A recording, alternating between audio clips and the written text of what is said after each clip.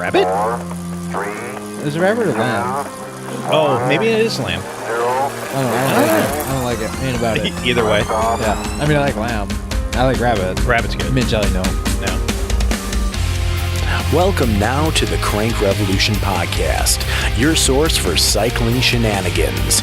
Listen now to our hosts, the purveyors of pedals, as we teach you more about cycling every single episode. So sit right back, pop a cold one, and enjoy our show. Good job. I don't know why he ate it, but sure. All right. Well, in the world of track cycling, What? Track cycling. Track cycling. There's going to be a lot of words that are very hard to say today. The reason we bring it up, we do have the Olympics around the corner. Yep. In 2020. Yep. Tokyo. And we're going to go visit the velodrome, and we're going to have a day at the track with the boys of Crank Revolution. Well, maybe not all the way there, but next week, yes. Where are we going? So if you're in the Chicago area, there's 2 velodromes, or at least there used to be There 2. used to be. Yeah. Oh. There is one velodrome in the Chicagoland area, and that is the Ed Rudolph Velodrome in Northbrook, Illinois. It is a free and public velodrome that is open most days of the week.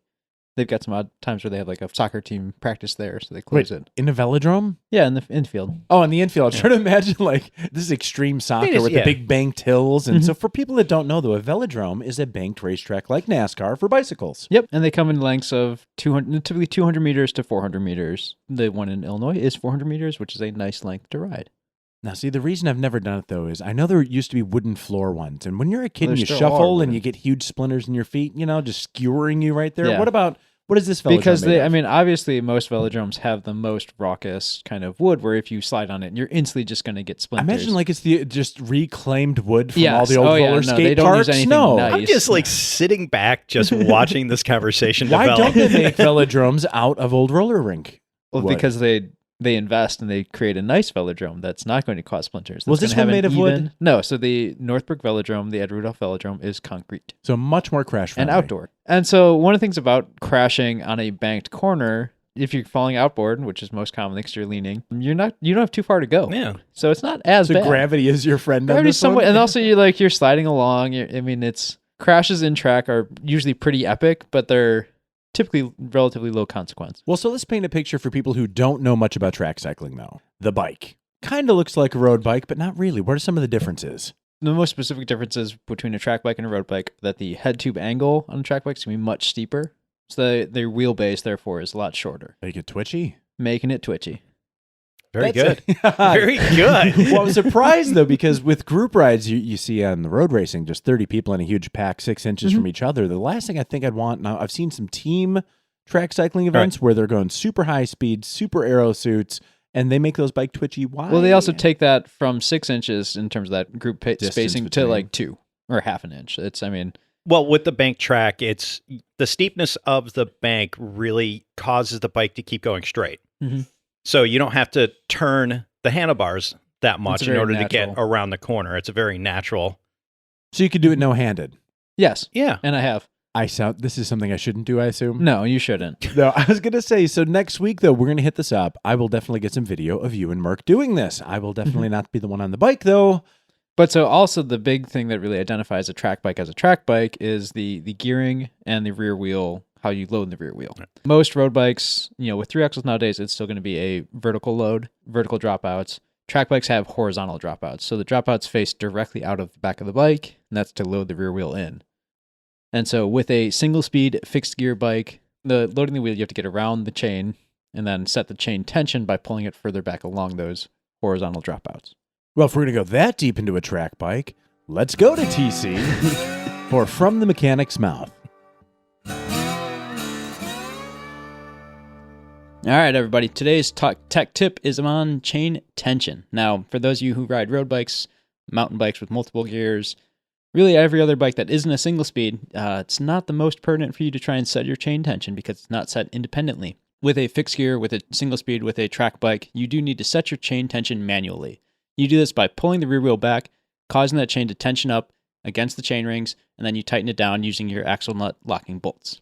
And there's that fun Goldilocks zone, like with most things in the bike world, where too tight and there's an exceptional amount of drag on the chain, too loose and you have a little bit of play and then also increased probability of dropping the chain. When you're setting your chain tension, to get it set properly, you're doing a pull back on that rear wheel as you tighten down the bolts, kind of making it so that it's it's at its tightest point against the highest point of the chain ring, because chain rings are rarely properly true and round, so you got to set it based off the most tense point of the chain ring. Takes a little time and a little practice. Work with your local bike mechanic, and they can definitely help you find that proper Goldilocks zone for chain tension.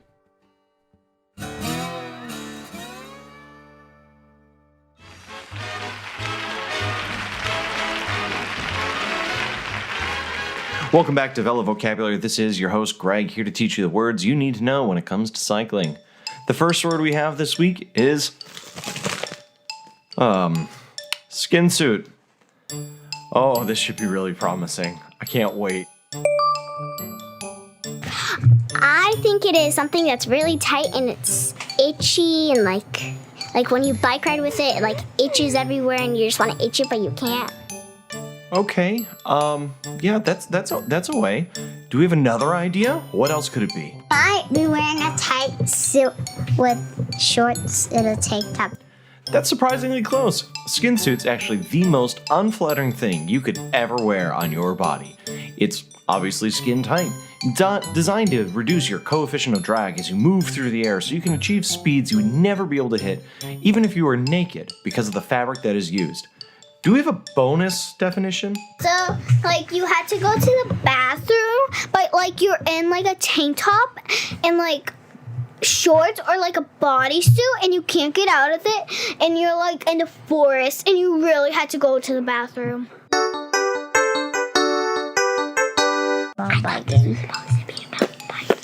We're, like, 2 feet away from each other. I can hear you whispering. All right, well, if you're going to wear a skin suit, you should wear it to the right place. Like a tux, you'd wear that to a wedding. A skin suit should be worn at a velodrome. What do you guys think a velodrome is? Like you're listening to something kind of like Emma's, and like but it's not that screechy, and you see like a pug, maybe, well, because you're like riding around a cul-de-sac and you see somebody's mom and they're walking a dog. And then you see a drone and somebody's flying a drone. A velodrome, not drone, is an indoor cycling track that's kind of like a bowl, but elongated. The straightaways are banked up, but the turns are even more banked up. The idea is that once you start pedaling and you get up to your speed, you don't actually slow down. You can actually use the banks to hold on to your speed so you can keep going faster and faster and faster. Now you are ready for the rest of the episode. Basic differences between track bike and road bike. The one that terrifies me is the no brakes. Yep. Fixed gear, no brake. Well, technically, they do have a brake. Yeah. You stop just pedaling. Slow down the wheel. So the only thing I can think of, though, that's like is like the Bike Messengers in New York or like that movie Premium Rush, where it's just you have to slow down by like trying to backpedal and bunny hop at weird things. Like to say trying to backpedal, I mean, it's because it's fixed gear, so as fast as your legs are moving, that's as fast as the bike is going based on your gear ratio. If you were to actually backpedal, you would be riding backwards. You could ride backwards. So you slow down the pedals and then stop the pedals eventually. Since Premium Rush is one of the greatest bike movies ever, how do you learn that slow motion lane changing thing? That's important in track cycling. Oh, where right? where the 3 different arrows pop up for like which GPS, direction you want to go, TomTom, like choose your own 1998. adventure. Yeah. I still haven't learned that yet. So I got to ask JGL about that. Well, so the thing that's so interesting to me, though, is when you have 3, 4, 5 people, if it's a race or whether it's a team event, you do get within, you said, a few inches of the wheel, and you don't have brakes. Well, so one of the things that's really cool about the team events is that the team will all be riding the same gear ratio. To be going the same speed in the same gear ratio, their legs are moving in perfect synchrony. So do they have a stoker, is it called? Like, in rowing? No, that would be that's a tandem That'd bike. be a tandem or a multiple tandem. No, they're all on. No, they're the all on row their thing own- where there's one guy who just yells row to keep everyone in rhythm. Do they have Well, one no, of those? because it's a natural position, because to ride 2 inches off of the guy in front of you, you're riding the same pace as them, and you're riding the same pace, same gear ratios, same wheel size, da-da-da. They're all listening to the same beats per minute song of Katy Perry. And it's obviously Yeah, it's basically. Kraftwerk, radioactivity. God. Well, I mean, in theory, though, it sounds like if everyone's running the same gear ratio and you were all rocking to the same beat, essentially that's what you're doing, right? Yeah, he's technically Metronome, right. you're He's technically technically right. right. You're It's a but- metronome effect. It is, but there isn't a metronome playing. There isn't anything there. You're just simply riding behind that person at the same speed as them. But are you in their head? Do you know? I'm not, no. But also, I've been to a track where I never heard a metronome playing, because it would have to be playing at like 140 RPMs. Well, the thing I'm just trying to fathom all of this. I guess the thing that, though, I was thinking about, too, there are events that are specifically in the Olympics. And there are also events overseas. Like you do in a running track, where you have the 100-meter dash, the hurdles, the 400-meter dash. You have all these different events. In track cycling, you also do have all of these different events. One of my favorite events is actually the Chariot Race, which isn't the most common, but it is something that's often done at a track race. Please tell me it's someone towing a burley with another cyclist with a whip or something. No. Oh, the Chariot Race is more of just a one lap, starting from a dead stop, everyone starting in a line together, and it's just the first one to finish one lap. Very simple, very straightforward. It sounds really hard to start in one hard gear. So a lot of track racers will run 2 different cogs on their rear wheel. So one on one side of the wheel, one on the other. And so let's say you have a 16-tooth cog and an 18-tooth cog. If you're running that Chariot Race, you want to flip from your 16 to your 18 to get a little bit higher acceleration, but a little bit lower top speed. So they change it up per race so they don't just literally reach back, try to pop up on their front wheel and switch it around. If you were able to unload the chain, remove the rear wheel, flip it, reload the chain, and then tighten down your track nuts enough to keep that rear wheel in place while putting down torque. If you could do that all in one leg. That's a challenge. WWDD. What would Danny do? Danny McCaskill could do it. That's a challenge. I'm throwing that down for you, Danny. I thought we were talking about what would Nick Cage do today. I thought that's what the focus was, about how Greg is currently reporting from Maryland and working to steal the Declaration of Independence. Well, that's what, of course, Greg would do on a vacation, though. Nick Cage. Well, but Greg is Nick Cage. That's true. I'm giving him some props there. But okay, so you can't do that during a race, but you can change out the wheel ahead of time between races. Yes, you can do these things, and so there's a lot of kind of very specific high-end track things that exist in this world. So track culture, in terms of track racing, the most culture that I've ever seen around it is in Japan. Yeah, where it is a gambling sport, and there's a lot of betting on it, and track races get just amazing turnouts frequently. Oh, what's that called, though? Is it Kirin? Well, so Kirin is the most common betting form of Japanese track racing that I know of. So it's very similar to what horse sports would be here. Now, do they also do the off-track where you can do a video? Or? Oh, yeah. No. Yeah, they do, actually. I haven't spent any time there, unfortunately. They actually do have off-track betting for the Kirin. Now, is the logo for that? Because here in America where we have off-track betting, there's just horse, and That's a good horse and question. OTB. I don't so know is that it a guy one. on a bike and OTB? I think we need to develop that. But also, a guy on a bike and it says OTB, that kind of means over the bars. That's what a good OTB point, too. means here. So Well, so I can imagine what the off-track betting people are like when they're here, at least where we have it and how they react. But the thing is, last week we talked about fans at cyclocross, and they're crazy, sometimes a little drunken, you're yelling at insults. What would you find, though, at a proper track race? Is it a different level of culture? Is it black tie affair, or? No. I've seen track events with drunken people and no shirts with the paint no all shirts. over? Absolutely, yeah. Well, so a frequent in American track events, things that I've been to, it's frequently that the messenger groups, so those who are in the cities riding fixed gear bikes as a messenger, they show up to track events to race, to show their mettle. They bring a more raucous environment, I'd say. Little punk rock. Bringing a 30 rack of PBRs and drinking them in the infield. Wait, I'm trying to think of this. It's really hard for me. So by day, they're the ruckus bike messengers of Chicago, New York type thing. And at night, they're just in full skin suits with huge quads. I don't know if their quads grow overnight, but no, they are in full skin suits a lot of times. No EPO in this sport. Kirin is huge, you said. Am I pronouncing it even close to correctly? So Kirin is huge in Japan, not as common in other parts of the world. But so what is Kirin Racing? That's a good place to go. Do you want to intro that segment, or do you want me to flow like that? Oh, you can totally flow it. Okay. Do you want some music?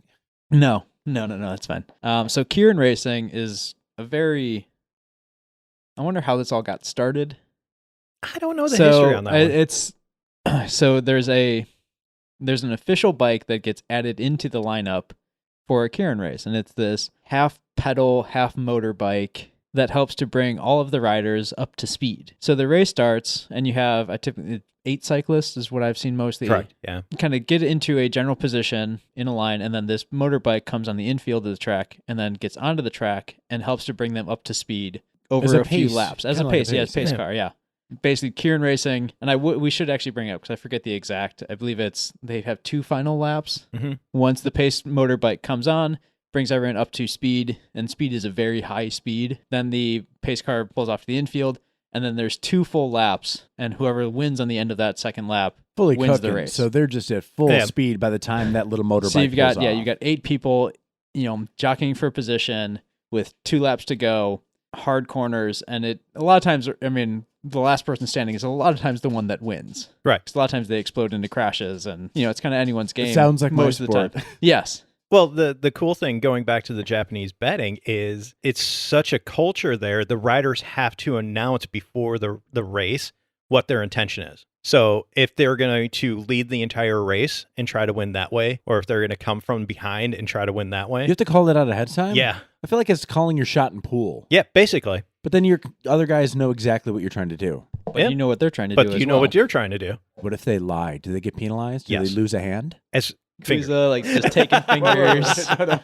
So what happens, though, if they all of a sudden just lie? They say, my intention is to sprint off the front and try to sustain, and then they come from behind. From what I understand, the race is null and void. What? Just Or for that person? Or their race would be. The version of DNF? Yeah. Oh, there's Yeah, a lot of very good. honor and stuff behind that Yeah. racing, though. So yeah, Kirin's a really popular form of track racing in Japan, but there's so many different Kirin events. One of them that we've been talking about is the Omnium. Omnium. Can you say that yet, Mark? Omnium. Omnium. No, still Try can't it. say it. Yeah, the Huh? Do it. Omnium. Omnium. No. Sorry. But so what is the Omnium, Mark? It is like a decathlon on track and field. You're going to have the flying mile, Flying 200. I flying think. 200. Thank you. So a flying 200, for more specific definition, individual rider on the track is allowed, I believe, 3 laps to get up to speed. Correct. And then they have 200 meters. So if it's a 400 meter track, it's the back half. It's turns 3 and 4. That the last 200 meters that once they cross that line, time starts, and then once they cross the finish line, then it ends. So it's a very, very short individual time trial. Then they also have the 1K time trial, Mhm. the individual time trial, which is just self-explanatory. 1K all out. My favorite event, the match sprint, which is where you see a lot of people doing track stands. So stalling your bike on the corner and just stopping. Track And- stands. Fantastic. Why? Well, there's I've seen this. It's literally 2 men staring at each other like bullfighters, and they're just track standing on a big banked curve. even though you're joking about that, that's exactly Yes. what it is. It Because is. you want to get that person that's from behind back up in the front.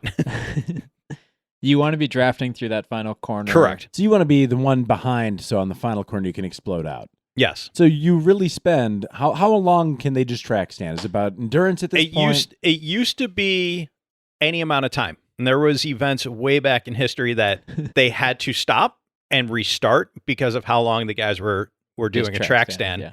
I think now, and I could be incorrect, I think it's 10 seconds they're allowed for a track stand. It was a very ridiculous and kind of goofy sport or Yeah. event. There is some regulation, but yeah, it's not the most common. No, it's But not anymore. It is because it can be this like gruelingly boring thing to watch, and I Mhm. think they covered it It's- well. It's worse than golf, I'd say.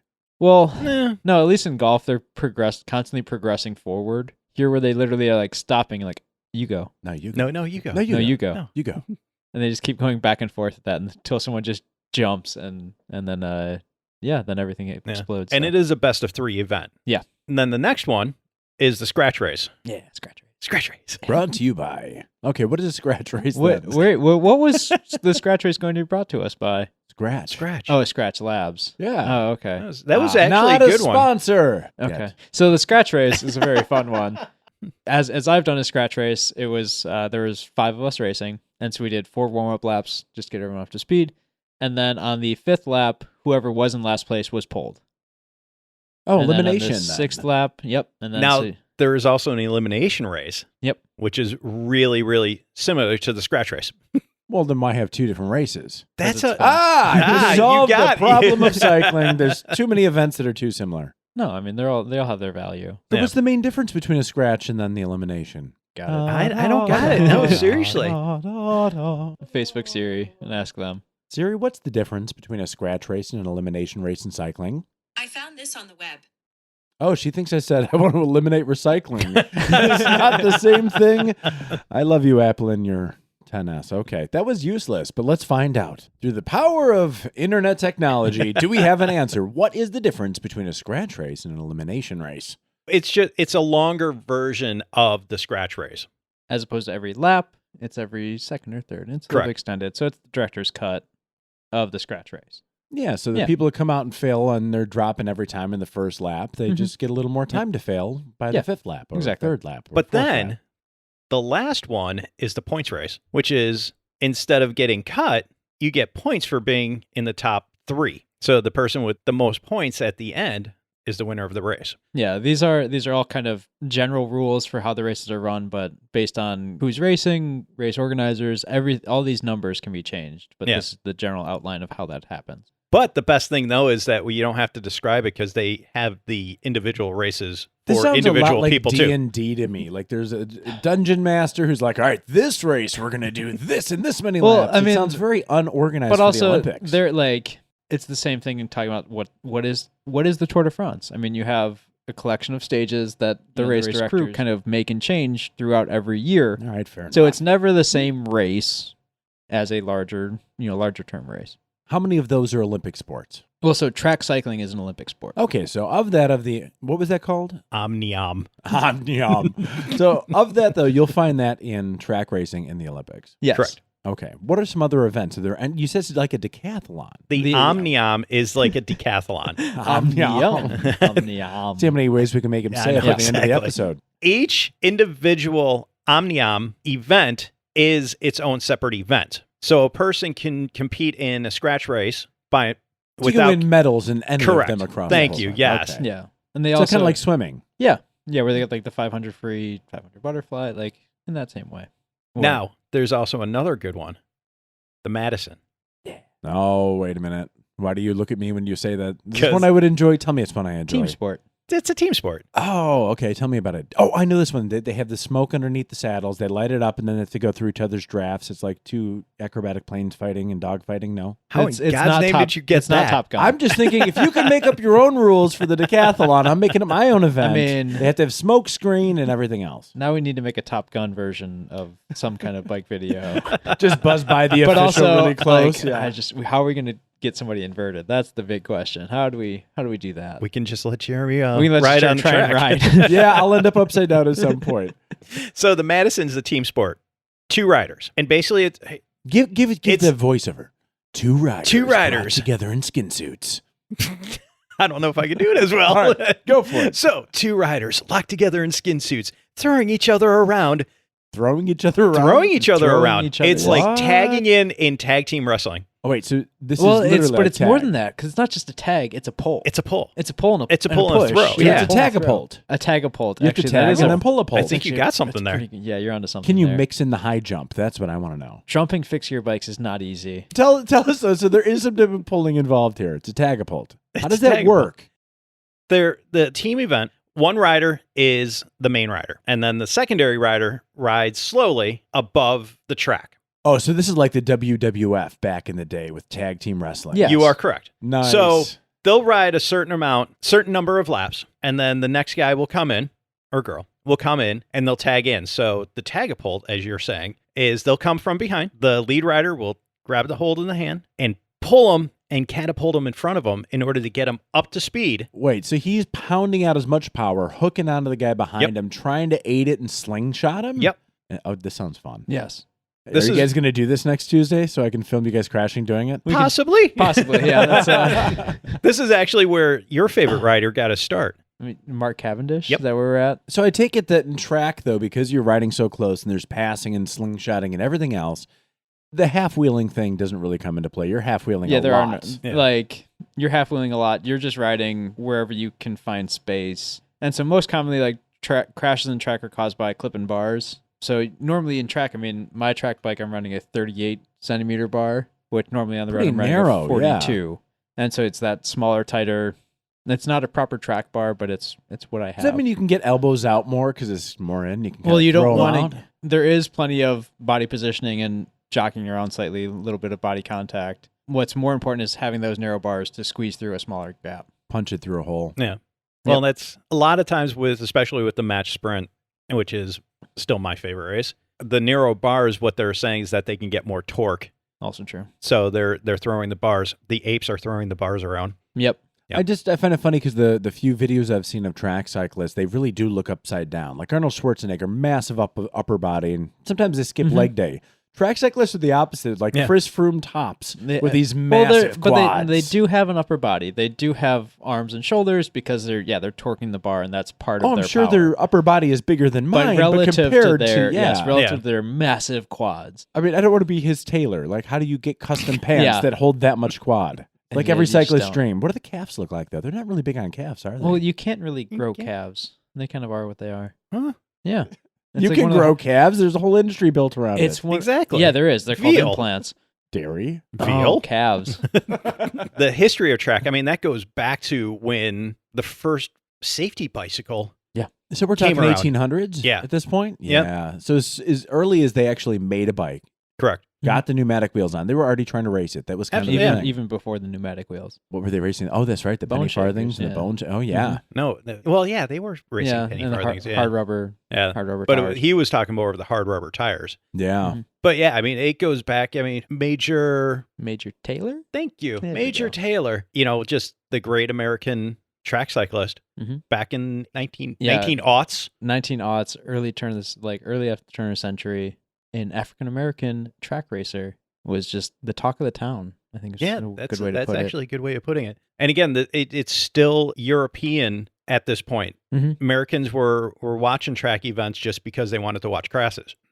Because Crashes? they wanted to watch Watch crashes. At the, what is it called again? it. The Omnium. Yeah, Omnium. Omnium. Crashes at the Omnium. It was hugely a European sport. Now, I feel Correct. like today, though, Tour de France is kind of the same thing. It's very huge in Europe. It's gotten Mhm. big in America. It was really relevant when Lance was around.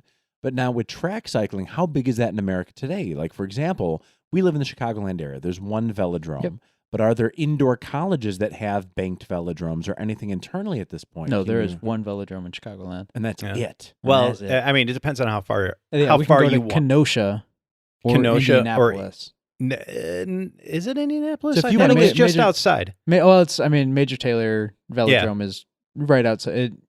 It's you may as well call it Indianapolis. What at I'm this trying point. Yeah, to I guess imagine so. as a parent, though, is if you want to get your kid into soccer, there's always a local soccer team. If you want to get Yeah. into hockey, but if you want to do water polo, it gets a little harder sometimes to find high schools with pools. Now we're talking about something, there's one in all of Chicago. Is there like one per city probably? When I was living in Salt Lake City and I had a very nice track bike that I wanted to take to a velodrome, the nearest velodrome was in Boulder, Colorado, 8 hours away. Oh, okay. So, So- this is a very exclusive sport. Then you move to where you want to race then. Or you just grow up there and you get into it. I think Yeah. that's more I- of how that happens. Yeah, I think I agree with you. That's more what happens is people that grow up in the vicinity of it, Mhm. they go, "Oh, that looks like fun." It is also natural cross training for speed skaters. Yeah. So yeah, if you're working on, it's the same kind of body type. Your arms are still doing a little bit of a push, but it's all from the quads. It's all from that speed skating kind of cadence. Going These two back work to Eric Heiden. Yeah. Yeah. These two work in tandem. I was trying to remember that Olympian that was really big when I was a kid, like in the 96, something Ono or something. He was Apollo a spe- Anton Ono. There you go. That was a speed skater. Yes, that was a speed skater. Well, I guess I could name Good one call. speed You can skater. name a speed skater Yes, I named one. But what is the equivalent of Cool Runnings? for They track. joined a bobsled team. So if you don't have this, like, what would be the most unlikely track cycling Well, team? Regardless if you don't have a velodrome, I mean, you could do 400-meter dirt circuit and just Well. ride most of the way in this fashion. Or Is there a mountain bike equivalent where there's a big bowl of dirt? Well, I mean, there's short track cross country racing, which is kind of like more like cyclocross, but no, there isn't a. I'm just imagining like the monster truck thing at the arena center set up for I mountain think I bikes. know where you're going. There's the alley cat racing. Okay, yeah, So Red Hook Crit is a fixed geared criterium race. So it's basically racing around a city block with no brakes. and with more aggressive corners and Yeah. a more not just a straight square course there. Alley cat is an unsanctioned, unsafe, Street cred type straight thing? cred kind of racing. That's a messenger kind of specialty, and they put together races that are. You've got checkpoints. You've got sometimes where you have to carry this through that over, from here to there. Bike messenger decathlon. Now, do police okay, so I come from the world of when I was growing up, the big thing was the illegal street racing with our Camaros and nitrous and everything, and the police would always crush the party. You had to get away. I'm just imagining police coming up on a bunch of bike They have to break this up, right? Well, it's very difficult to break it up because it's very difficult to stop one cyclist, much less many. But what if there was a city full of police on high speed, specialized tarmacs? it would still be difficult to stop multiple bike Yeah, really. messengers because it's how many not are just you about speed. supply? Well, Italy has, the Lamborghini cops. I'm just thinking we need a bunch of, high-end Tour de France bikes, a little bit of E-tap, but it's also chasing down these bike Actually, messengers. you're getting there. I would say e-bike. Yes, Might be a little there bit- you go. Oh, With an that's not E-tap, fair. man. They can't have higher technology. No, the police can't have better tech than the criminals. No. Yeah, they never do. So Listen, Alley Cat Racing. I got my Tommy gun. So this happens in Chicago then, and I've lived here this This whole time. I happens had no in- idea. In All cities. All Did it cities, happen yeah. in Salt Lake City? Yes. On like well, flats here- of it's salt ones where, flats? like, or- here's the Messenger culture. And messenger culture is Correct, what yeah. a lot kind of creates the alley cat. So there wasn't a lot of messengers in Salt Lake City, but there was enough thing. Hipsters. hipsters and bike shop folks You can that say it. put it together. As I was invited to it, but I didn't go Why is that? because I don't race like that anymore. Well, we're going to find out. No, we're gonna find out on the news. There's this like racer that was known for 2 years in Salt Lake City, and he No, there disappeared, and there's no more wins. And it turns out it was No, TC. there are still because there's still races. There's still wins. It's just other people winning. Yeah, but the cool thing though is the Le Mans start. Yeah. Or Wait, Le it's in Mans. Sorry, Le Mans start. I was like, I'm I having didn't go to real that. problems Yeah, today. that pregnancy class is a little bit different. So Le Mans start. So the bikes are set off to the side, Or and just you- in a pile. or in a pile. True. Really, a pile of bicycles Yes, literally a pile of bicycles. and a scrum of just Yeah, people they wrestling just to get the bikes. so the race starts and they just throw them all together into one, just create the starting line, X far back, and then you all run and I'm sorry. All I think about Shuffle is a through bikes. pickup game of hockey. You Pretty throw in much, your yeah. sticks Yeah. in the. Wait, Yeah. that's not my bike. And this happens on the street at night. Like, is this like No, a during the nighttime, day. daytime? sometimes at night, sometimes during the day. Is there a secret like text message there is or something? There's or- a whole like it's part of the culture, and so it's you got to be in that clique in that society to. The get Russo invites brothers to it. need to make a real movie about this. No. The dark underworld of They Alley don't. Cat Racing. Yes, we mentioned Premium Rush earlier, which really tried to glamorize being a bike messenger, and I mean, I guess Well, you've done that. I though. technically I don't qualify as a messenger. I qualify as a foodie, which in Oh. bike messenger Oh. culture, that's the people who ride for Grubhub or Postmates, which is what I was. Is there a disdain like some taxi drivers don't like Uber drivers? Yeah, exactly. It's the same thing. You're not a real messenger. well, you're not a bro. real You messenger got a hot because dog. there was a really good Because you got a hot dog. there was a really good Instagram account of messengers calling out foodies for their like faux pas and like the bags they were carrying, the bikes they were riding. Really? Yeah. It was good for Wait. like 15 posts and then And that just, was it. just everyone forgot about What is it. it with our culture though? We try to make those second class citizens. Those Exactly. Well, foodies. because it's us versus them. You know, it's like, oh, Yeah. they're trying to encroach on what we got because we got good life. but they don't want to deliver Yeah. the hot dogs. Well, Well, They yeah, wanna do I the mean, it's blueprints. hashtag mess life, you know, and that's mess life is messenger life. It's part of this thank culture God and you community. did- Qualified what I yeah, said thank with you. mess life.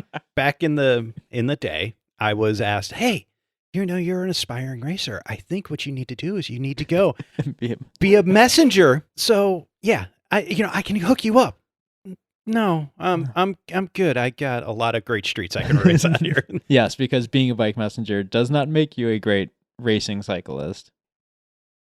So one of the oldest events of track cycling is the 6-day. And okay, what is that? You ride for 6 days. That's it. Yeah, pretty much. No special Yeah, names. It's real meta. Wait, we can't Yeah. go from TC throwing out crazy words like alley cat, and you're like, Hashtag yeah, mess 6 life. day, like totally just 6 days. Yeah, it's a points race for 6 days. Now, you're not constantly riding. There are scheduled breaks to where you go down to your little apartment complex with the sheet.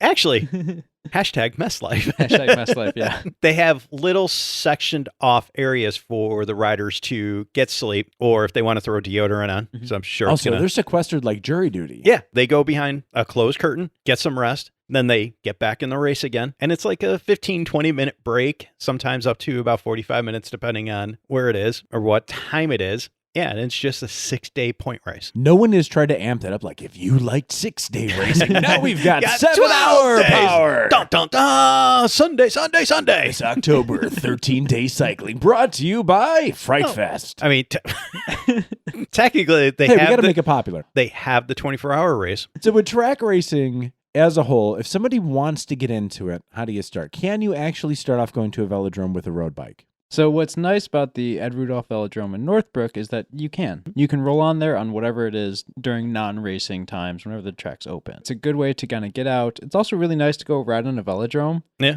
Because you don't have to steer. You can steer 2 inches in front of your tire and not worry about anything else. You don't have to worry about cars, trees, curbs, and you can just go ride and just clear your head. And go watch the races. The races are Real fun. They are real fun. Most of my interest of cycling came from was back with the Pan Am Games. Sorry, TC. I don't want to say it.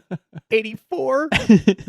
83? You're just aiding yourself here. I know. No, you have to remember, he loves that because I know. Stranger Things now. He's totally with 80s It's culture totally now. cool. Oh, there you go. Yeah. And the great thing about the Indy track is you can stop. I got to bring those. You got to bring in your sweet 80s sunglasses. You can stop on the side of the road and actually watch the race from the side of the road and watch it. I watched Nelson Vales, one of the greatest track cyclists ever, in my opinion. I'm glad you still have the camera flash. I know. But yeah, Nelson Vales actually went over to Japan and was racing the Kirin. Kirin. Wow, words are tough today. What did we learn? Let's see. Yeah, Mark can't say Omnium or Kirin. That's what we learned so far. Or Le Mans, too. Or Don't Le Mans. forget. Yeah, to get started with track racing, a lot of times there will be a bike shop that's closely related with the velodrome that will offer rental or demo track bikes because track racing requires a track bike. No brakes, fixed gear, single speed. It's having that track car that you can only drive on the track. It's not street legal. It can only go to the track. It's that where you shouldn't be riding a track bike in the street. It doesn't have brakes. It's not safe to ride. You only have one way of slowing down, which is predicated on the chain not braking. Unless, of course, you're a messenger. Well, how many reflectors no. should It's a still track not bike recommended for them to be riding those bikes. As someone who has ridden a track bike around the streets without a brake, it's not recommended. It's fun. It's fun. Well, riding fixed gear is fun. You I can was also put brakes. not riding in Chicago. I was riding around my neighborhood. So yeah, in Chicago, I mean, you're very connected to the bike. Yeah. There's very few things that can and will go wrong with it because it's so simple. It's old, and we're talking old world technology. It's very simple, very durable, very well made. So the thing I'm trying to think about then is if you want to get your first track bike, what is it going to be? Is it going to be carbon fiber? Is it going to be steel? Is it going to be aluminum? What's common? Yes, it can be everything. It can even be titanium. Prices? So what are some price ranges? The reason I ask is we know we can spend $800 to $1,200 on a group set on a regular road bike. So most commonly for a bike that you would want to take and race to the track, you're starting at that about $600 range. That's not bad. So there's a lot of bike companies that currently offer a $600 single speed bike that may not come with a fixed cog and lock ring, to be run properly as a track bike, but it typically has a flip-flop rear hub where you could swap it. Like in all things cycling, you can spend $300 on your wheels. Or $3,000. Oh, did I say 300? Yeah, I was going to say $300 wheel. Wait, is this a sale you didn't tell me about? The weird part is I understood where he was going, so I'm like, so right. $3,000 on wheels, like the Mavic IO set, which is a 5-spoke front wheel and a full disc rear. And then there's smaller companies like Look, BH, Dolan that make these super high-end carbon track. Cervelo is making them as well. Super high-end carbon track frames that you can't really buy retail. The company makes it and they sell it to professional teams and sell it for racing. And you can't. It's not like really advertised on their website. You got to do some digging to get into the high end of the track world. Yeah, but the great thing though is that you can go out and get a chromoly frame and get right on the track. But Specialized the LA. The LA. Damn, I am just all over the place today. With Le Mans and the LA, yes. So Specialized and Red Hook Criterium, they've been releasing now for I think 3 or 4 years a LA Sprint. So it's their aluminum kind of Criterium race road bike in a track version, which is, in my opinion, it's a bike that I wanted for a very long time. And it's so cool, and I do own one now. Yeah, I did. How many? I only have one LA Sprint track. I've got a Langster Pro as well, so. I got that covered. I guess we'll have to see that next Tuesday when you make me go out there and actually film some of this. This sounds fun. Now the question though, who's going to win? It's going to be it's going to be a 6-day race, but only 36 hours. How about 6-day race, only 2 hours? Well, you'd have to be traveling close to the speed of light. Is that what Interstellar taught us? Or wait, I lost the physics on that one. Time's relative, so it is relative. It's a flat circle. Are you saying is Neil deGrasse going to call us? Is there a speed that you can go, TC, that your time will slow down, that you and Mark will actually finish at the same time? Or will he be the same age as you at that point? Yay, time Yay. travel. As long as we create a black hole on the track. That's 5 what we minutes need of here. track cycling in TCL age. Who are some of the biggest track cyclists out there that they'd either be inspiring or very informative or crash a lot? Now, how far back do you want to go? Well, not before the advent of electricity. Well, because that'd be you hard could to get go a video of. Nelson Vales Okay. is my idol and will always be my idol. Sir Chris Hoy, Eli Viviani, if they're into road racing, will know he is a phenomenal track racer. Yes, your favorite, Mark Cavendish. Mark Cavendish. I mean, Major Taylor, like, we can go way back there. Yeah, once again, but just- again, we're going the YouTubes. You don't yeah. see much on the there isn't on that. there isn't too much video footage of Major Taylor. But some great stories though. Just looking up Japanese Kirin. Just watching up Kirin. Yeah. Kirin. I did see see a really cool documentary on that. A lot of great American track cyclists from the 80s and the 90s went over there and made bank. Because we know we all got into cycling to make money. That's Exactly. all here. Yeah, like we opened a bike shop because Yep. we're billionaires. Exactly. You see, You Warren not? Buffett has like 400 of them, doesn't he? I think that's how he made his. I could look it up on Wikipedia. I just don't. Yeah, no, Warren Buffett. Safe investment. Yeah, Wait, bike don't look it up shops. yet. I'm typing it in still. No, on the Telegraph. Anyhow, so And now we cut to Murk with Tales of Triumph and Woe. Let me tell you a tale about the 1984 Summer Olympic Games on the Velodrome. This is about a former bike messenger out of New York City named Nelson Vales against a man from Evanston, Illinois named Mark Gorski. These two guys were at the top of their game during this season of cycling. Gorski does have a longer pedigree than Nelson Vales because Nelson Vales was a bike messenger back in New York City that decided he was faster than everybody. I'm going to go do it on the track and represent my country for it. Now, Vales did actually win the Pan Am Games the year before that, won the gold medal in the match sprint, while Gorski was holding his own. Now, these two guys just tore apart their competition all the way up to the finals where they met each other head to head. Now, Gorski did have a much better turn of speed than Nelson Vales did. He did win the first two sprints and taking the gold medal while Nelson Vales took the silver. During that time, Nelson Vales was the first African American ever to win a cycling medal at Olympic Games. Kudos to him. Are around and riding. So some of the exciting events are coming up with track. One of my favorites is the 6 Days of London, which is going to be October 22nd through the 27th. And then not too long after that is the UCI Track World Championships, which is going to be in Berlin this year. And that is February 26th to March 1st. So the biggest one, though, that I'm looking forward to is those 2020 Summer Olympics in Tokyo. Now that you know about track cycling, I'm a little excited. you are far more knowledgeable, and track cycling will therefore be much more exciting. to I'm You watch. know, gonna you know rock the what we need to Madison. have? What? A track cycling party at Crank Revolution. We Crank can Revolution Bike do Shop. that. We'll actually definitely do some live viewings too, because in those Olympics, cycling will take place from July 25th all the way until August 9th. Now we're going to do a 6-day event for the 6 days of London, where you just have people living in the shop Just- watching the event nonstop. No one can leave the couch, can't Mhm. use the Yeah, restroom, that's true. only can drink Mountain Dew. This sounds like a bad idea. Wait, never mind. Back Sounds that up. terrible. Well, let me tell you though why I'm excited about the Olympics. The Olympic roster though isn't just track cycling, so it's not just that traditional. This year we're going to be having BMX racing, actual races, freestyle, mountain biking with cross country. Then we're going to have track as well as road racing. Yeah. And time It's gonna trial. be huge. It's gonna be like a cycling fest. Remember how you guys talked about the tour hangover? The Summer Olympics will really help with the 2020 tour hangover because Yeah. you'll still get to watch bike racing every day. And thanks again for joining us, guys. Get out there on the Googles, get on the YouTubes, and watch some track cycling. And take a look at our video that we're going to post on Crank Revolution Media. And if I'm not injured, I'll join you next week. Any last thoughts? I can't wait for next Tuesday. Ride more bikes. Oh, my friends, that has been another episode of the Crank Revolution podcast. First thing we'd like to say is thank you. Thanks for being our listeners and sharing the show with your friends. Leave us a rating or a review wherever you get your podcasts. We love the feedback. You can reach out to us by email at crankrevolutioncycling@gmail.com and find us on Facebook at Crank Revolution Media.